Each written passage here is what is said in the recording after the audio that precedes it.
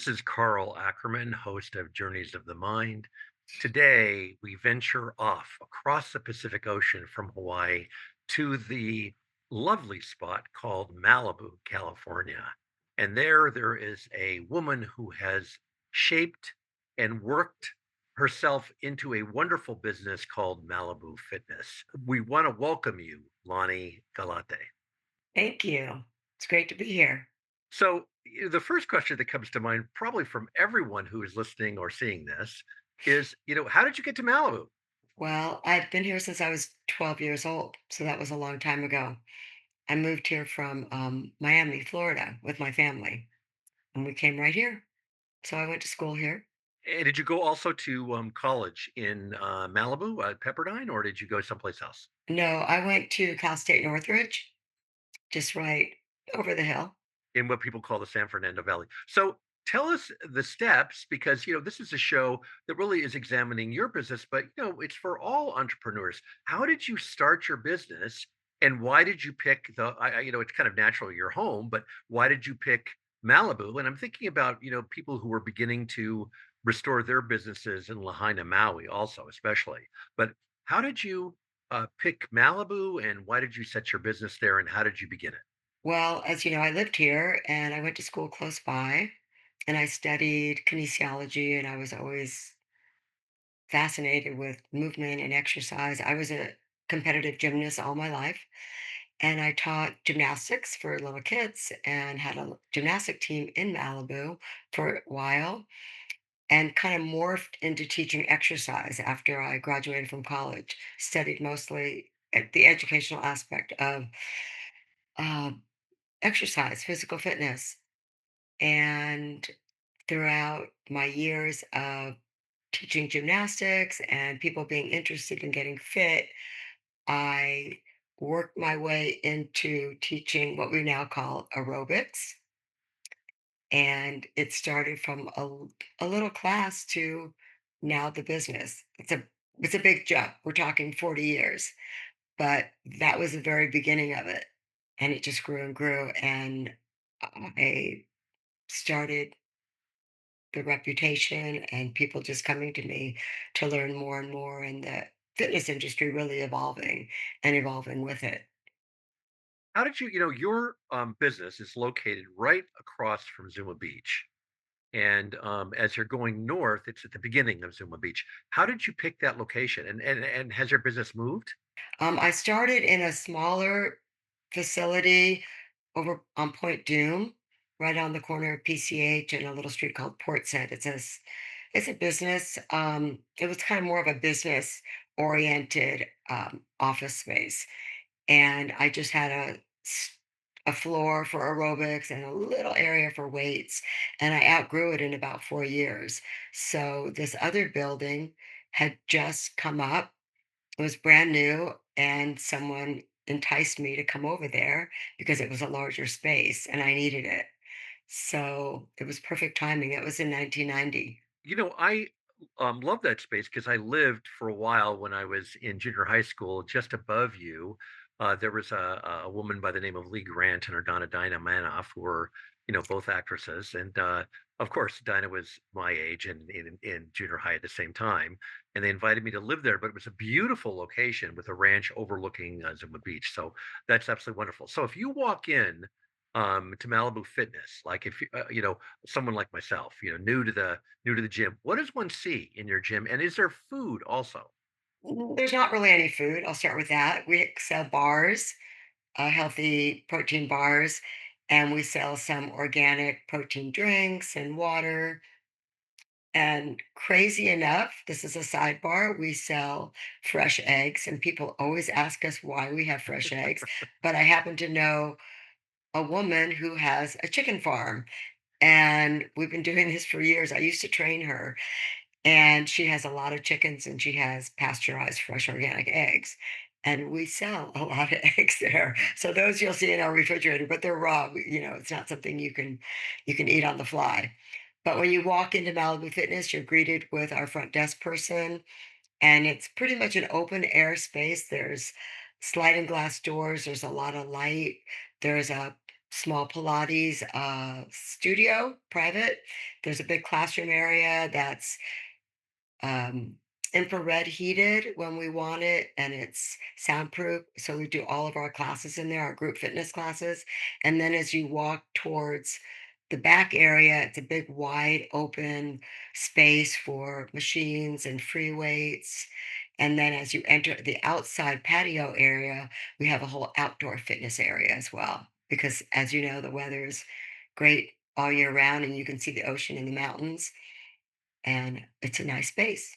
Well, it begs the question, do you use in for your fitness classes, do you use the Pacific Ocean? I mean, do people cross that Pacific Coast Highway and work out on the sand or work out in the water? Often people go for a run before or after their workout, but I don't do classes down there. People do ask me that quite often. Mostly, I'm not really insured when I'm out of the facility, and it's just taking equipment and people across the highway. So I haven't. I've done it on occasion, but it's not something we do too often. Well, just as an aside, I think that I've never heard of a gym selling eggs before. And that's so I have to ask you this question. Give us your philosophy because I think this is probably the most interesting question I can ask you is what's your philosophy about being fit? Because that's sort of a craze for everyone in the United States right now. What does it mean to be fit according to Lonnie Weinstock-Galate? Do you have about 6 hours? No, but give me your elevator I'll speech. try to summarize it. And I was just going over this because I've recently started it's kind of a women's wellness group. We call it the Longevity Lounge, and we talk about these things because I think, and this is what I study mostly, the most important thing is growing healthy and staying healthy, what we call longevity and anti-aging. It's really important. And there's really about 6 pillars, I think you know about this. We call the health of our mitochondria, which is our cell power. And it has to do with number 1, nutrition, eating healthy whole foods, movement, meaning exercise, sleep, stress reduction, which could be meditation, it could be taking a walk in the forest or the park, it could be breath work, um, connection with people, and eliminating substance abuse, alcohol, drugs, things like that. Without any of that, I think you really can't talk about being healthy. Doing those 6 things as best you can. And I think that I can't imagine not exercising.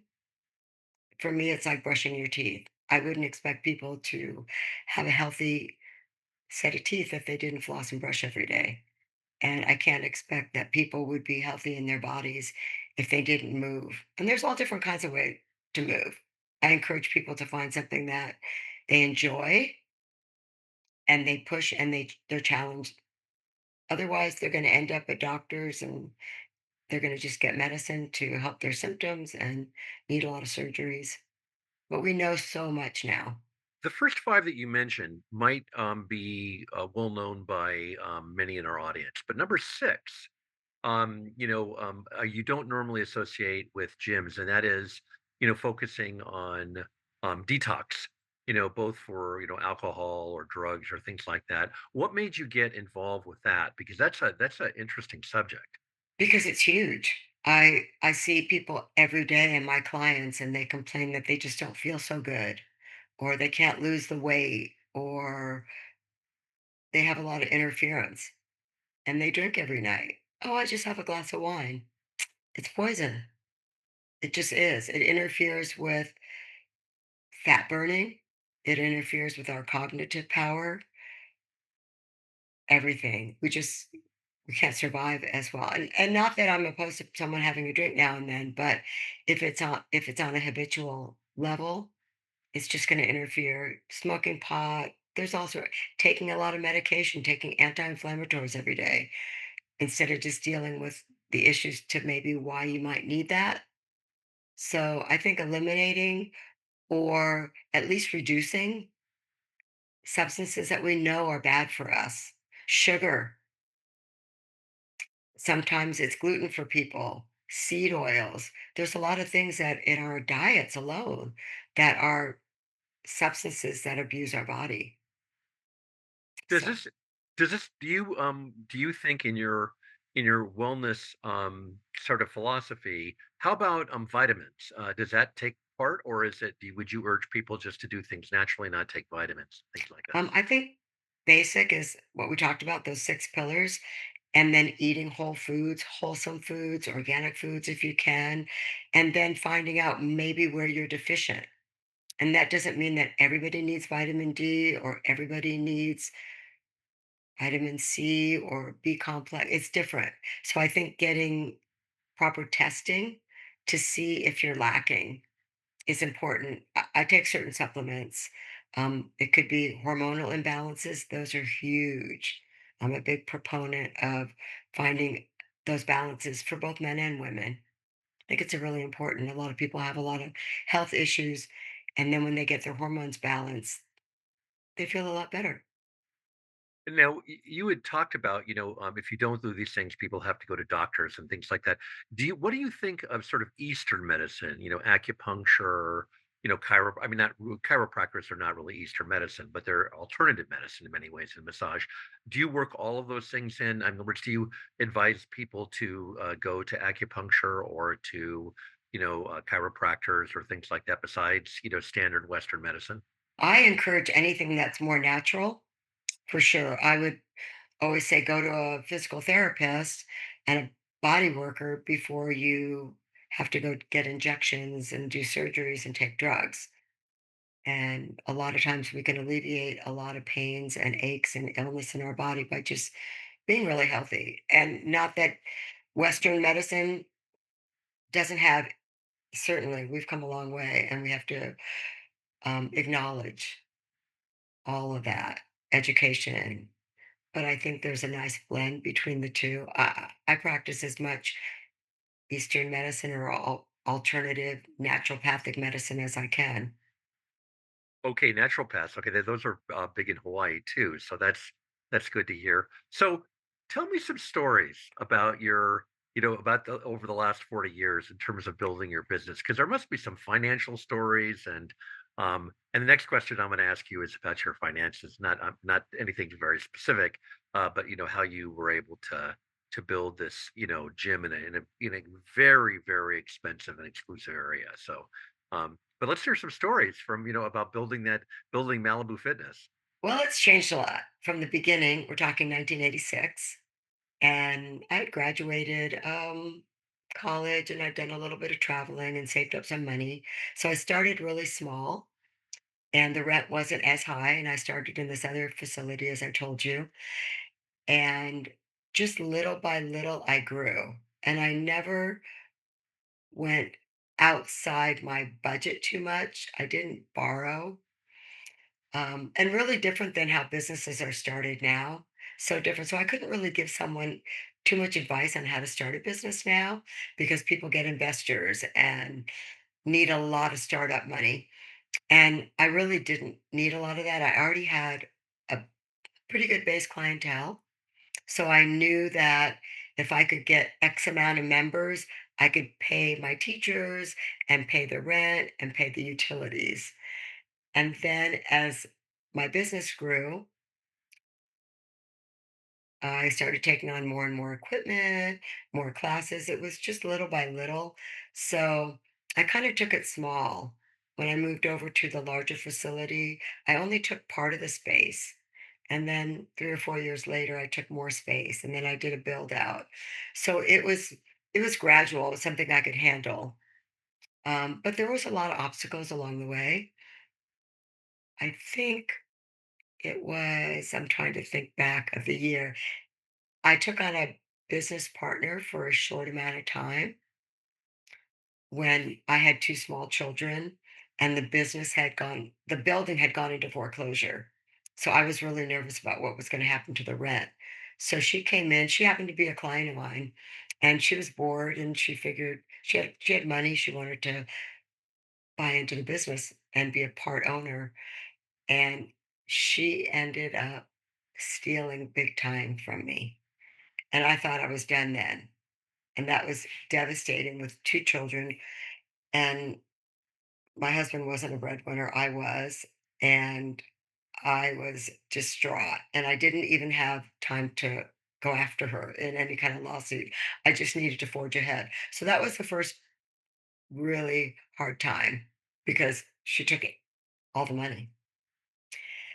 Then I guess we hit, if we jump ahead, I came back, obviously, and realized the money that she'd been stealing all along, the business started to build up a little bit. So that was one story. Then there was the big Woosley fire that happened in 2018, and the business was closed for quite some time.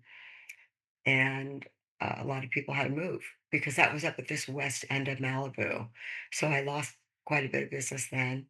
I think your business model is a great model in terms of not borrowing money, but setting up a clientele a priori and whatever you want to do, and then working from that clientele and getting other clients and then building your business that way, as opposed to going into debt by borrowing from a bank. My mom gave me $6,000, and that helped me at the very beginning. Um, but now, I think that people have to start up, especially in this kind of area. People wouldn't expect a little podunk little gym like I had, and I started. And exercise wasn't that big of a thing. So um, the fire set me back a little bit. Luckily, I have a lot of loyal clientele. And then probably my biggest hit was COVID. I was going Uh, to ask you about that. Great, great. I'm glad you're bringing it up. COVID hit me big time. I was hanging on by a thread. Sidebar, personally, I was going through a divorce at the same time. So I had very little income coming in. I still had all my expenses, plus lawyer fees, plus my personal, uh, keeping everything afloat. And that closed me down for a bit. We opened up outside. So, and we did Zoom classes. I gave out all my spin bikes to all my clients that I taught spin class to all over the area. And I got to teach them still all my classes. They stayed with their memberships. We did other classes. We had a little YouTube channel. So we just kept things going as best we could. A kind of a theme of the company here, ThinkTech Hawaii. I mean, you what you did, it sounds like, was that you went to technology and you gave out instruments where people could work on things by themselves, but with a Zoom link, it was even better. So that's really being innovative and keeping your business alive. Did you do you have employees that teach these classes, or do you teach all the classes? But I have, yeah, I have a lot of other teachers. I have yoga teachers and dance teachers, Pilates teachers, fitness teachers that do what we call HIT, high interval training classes, TRX, circuit, all those kinds of classes, breath work, a lot of different kinds of classes. In Hawaii, if you have, employees like this, generally you have to cover for medical care, good or bad, depending on your position. I happen to think it's a good idea, but I mean, does that mean that with these employees, you're also paying overhead in terms of medical or dental or anything like that, or are they strict salary of employees? No, they're all part time. Oh, they're part time. Okay, great, great, great, great. But that's a lot. And how many employees would you say that you would have? I have people that work the front desk. There's about 10 of them. And there's Wow. probably about 12 teachers if we pull in some subs. And then I have trainers, but the trainers are independent contractors. Some of them are teachers that teach classes and they also are personal trainers, but I don't pay them. They pay the gym as kind of a rent. That's really also an innovative sort of business model where people are coming into your facility and using the space. So that's People from the outside, yeah, they can yeah. just come in and bring in their own trainers. And then the trainers that work full time at Malibu Fitness have their own clientele. And they have to be members of the gym. I like that all the trainers carry their own liability insurance and that are certified with some kind of organization that says that they're a legitimate trainer. For other people who are business people, tell me about your time allocation in terms of getting this business. I mean, I'm sure it's changed over 40 years, but how much time did it take you to get established in the sense that not in terms of duration, but how many times do you put in daily? Um, and because often when you hear about people building restaurants or building other enterprises, it's 24/7 and 12-hour days and things like this. But I wanted to ask you about the time you put in. Well, at the beginning, yeah, it was 24/7 and it was about 12-hour days because I did everything myself. I didn't really have any employees. I had some women and girls that would come into the office. We had this little cubby hole, and people would sign in. We didn't have computers. It sounded like the dark ages, but they would just check the people in to come and take the classes, and they would get free classes in exchange. So it was really just me. And I did all the bookwork. I did everything. And so it was a lot, but it was a much smaller clientele.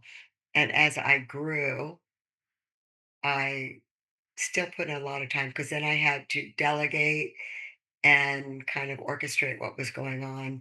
But now my son's in the business with me. He'll take over one day, and my daughter helps out sometimes. So I would say, I'm thinking like teaching hours, usually from 7 to sometimes 1 or 2. And then I'll do some other kinds of bookwork or social media or business with my accountant, things like that. So it really varies. But I feel like my time is much more free now compared to getting up at 5 in the morning, being at the gym at 6 and working till 5. So I feel like I'm kind of a woman of leisure, even though I do work a lot, but I like it and it's fun for me too. Well, now your business is established and you've done the work to do that. So let me ask you about something contemporary in terms of issues. That is, Donald Trump has launched all these tariffs. President Donald Trump has launched all these tariffs for good or for bad. This is not a political show right now, but I mean, is it affecting your business? I mean, are prices gone up for barbells or things that you buy, or are you buying almost exclusively in the United States, or how is that affecting your business? I'm not buying that much recently. Last year, I remodeled the gym, and that was money that I had saved up, and building is really expensive. I don't know how it is in Hawaii, but it's really expensive in California. Luckily, my brother's a contractor, and a good friend of mine is a designer, so they helped me out, and it was 4 times as expensive as I had planned, but it was worth it because it's now the look that I want, and we rebranded, so that was great. So, I don't really need a whole lot. I put out a lot of money over the last year and a half, so now I'm pretty established when I do buy things. Yeah, it's more expensive, definitely And more expensive. I would think the lumber, and I happen to know the contractor you used, a charming fellow, and but I mean, you know, was the lumber a lot more money than you had expected, or what was the high priced items? Custom cabinets were very high priced, tile, labor, all of it. It was a lot. It was a major undertaking. Soundproofing, putting in infrared heating was really expensive. It's what called these yoga panels that heat up the room through infrared, which is very nourishing to your body and your tissues. And it's very anti-aging to do some of the classes in the heat like that. So yeah, it was a lot more expensive than maybe 5 years ago for sure.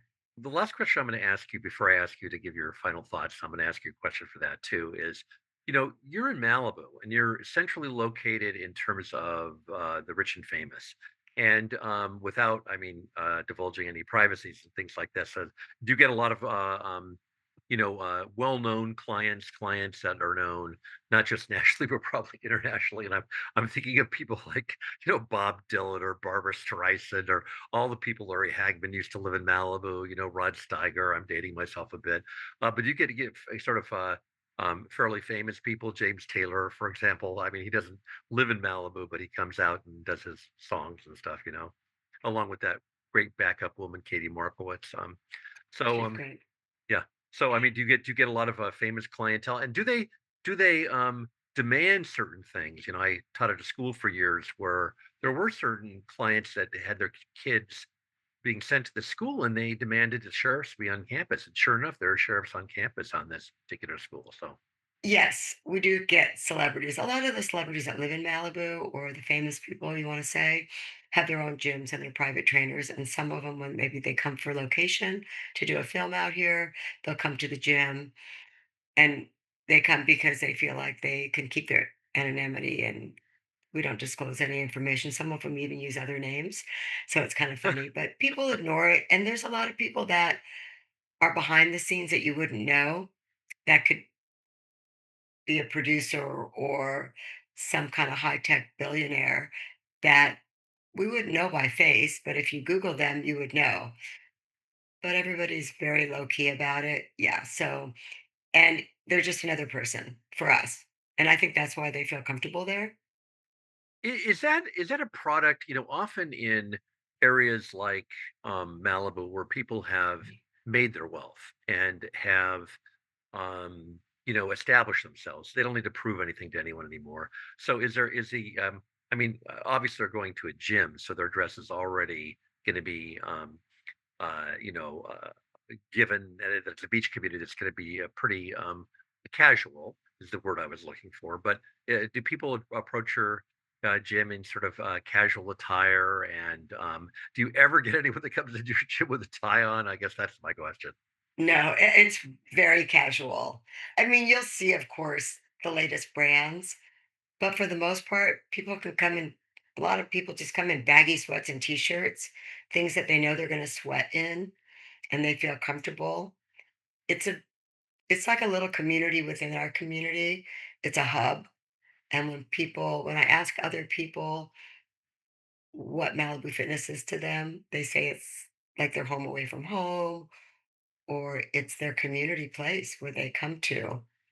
And I think It, that's why we kind of kicked it up a lot after COVID because people having been without it really felt the loss of it and it came back and some. So the business has grown exponentially since then.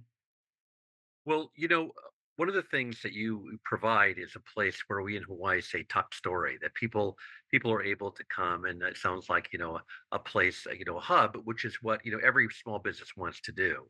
I mean, from Starbucks to etc. Of course, Starbucks is a chain, but people come there and they don't only drink coffee, but they talk story, which is also true of Malibu Fitness. Now, I'm going to give you the last word here, Lonnie, and I think what the viewers want to know is obviously it takes true grit to start a business.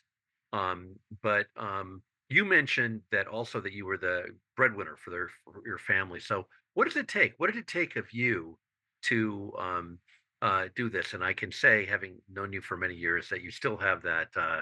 You have true grit, but you also still have a lot of kindness, which is, I think, very important in life. But what did it take? What did it take from you personally to establish a business and get it going and keep it going and being faced with fires and COVID, et cetera, et cetera?